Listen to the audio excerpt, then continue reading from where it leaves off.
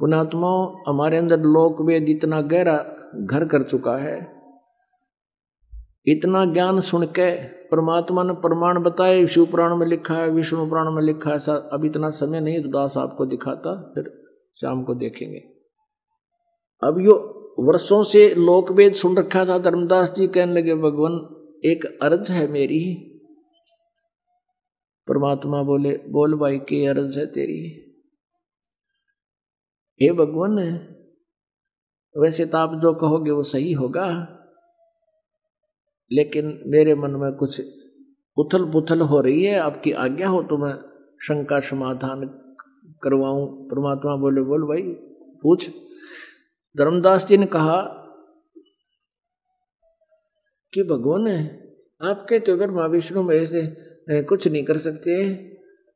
एक बना मोरध्वज राजा के पुत्र ताम्रध्वज को भगवान श्री कृष्ण जी ने आरे से चरवा के और जीवित कर दिया भगवान। परमात्मा बोले, भाई एक बात बता, वही श्री कृष्ण भगवान था, उसका सगा भांजा अभिमन्यु महाभारत के युद्ध में मृत्यु को प्राप्त हुआ चक्रव्यूह में, तो भगवान श्री कृष्ण जीवित ना कर सके?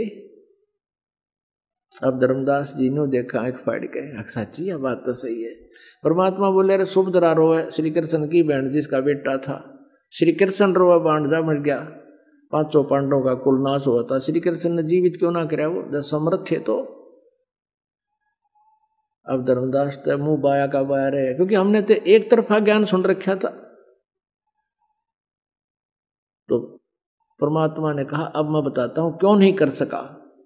कि ताम्रध्वज की आयु शेष थी बेटा, और उस कटे हुए शरीर को इतने ये शक्ति है, इनमें सिद्धियां हैं। ये तो एक गोरखनाथ जी में भी सिद्धि थी, इनमें भी सिद्धि है, और ये ऐसे कटे हुए के जीवित कर सकते हैं, लेकिन आयु नहीं बढ़ा सकते।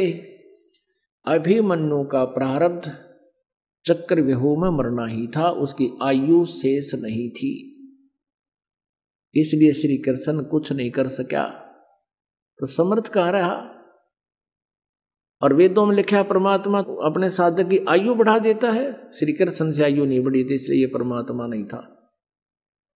ऋग्वेद मंडल नंबर 10 सूक्त नंबर 161 के मंत्र नंबर 2 में स्पष्ट किया है कि यदि किसी भक्त की मृत्यु भी हो गई है तो परमात्मा उसको 100 साल की आयु तक जीवित कर सकता है, रख सकता है। ऋग्वेद मंडल नंबर 9